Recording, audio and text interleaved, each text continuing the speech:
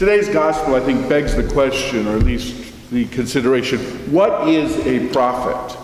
Usually when we think of a prophet, we think of someone who's predicting the future, but I don't think that's the main goal, main vocation of a prophet. People will say that a prophet speaks truth to power, and I think that's true, but it's only half of what a prophet does. I used to hear in theology, a prophet comforts the afflicted and afflicts the comfortable.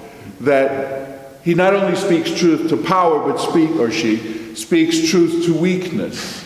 That there's a way of bringing hope to those who are without hope, and bringing a challenge to those who are smug in what they have, what they believe. And we are all baptized into the ministry of Christ as priest, prophet, and king. So we are by our baptism, by our confirmation, we are called to be prophets. And we are a prophetic people. And therefore, we know what Jesus is talking about. That a prophet is not without honor except in his own place. How many times do we have this sense of the good and holy friar, and then we live with the person, and we get so close to one another that we see all the faults and failings. We see all of the different ways that they're not quite what we had hoped they would be. And it blunts the prophetic vision. It blunts the prophetic vocation. We are prophets, but sometimes we're afraid to exercise that role in our own community. We can be afraid to say, no, this is wrong, or we need to reconsider this, or this is a different way, because we don't want the grief. Or we may be in formation and we don't want to tell our formator, or we don't want it.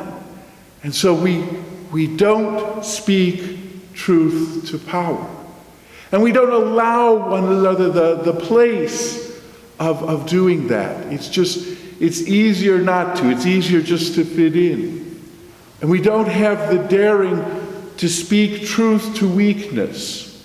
When a brother is being, when our dirty laundry is being aired, as we do sometimes, we need to stand up for one another. And that's hard. It's not easy.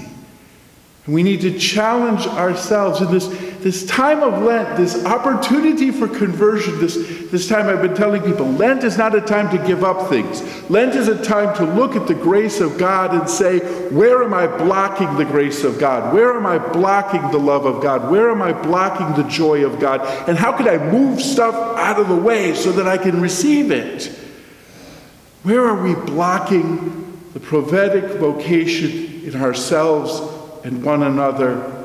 And how do we move stuff out of the way so that our community can be that community, that prophetic community that we are called to be?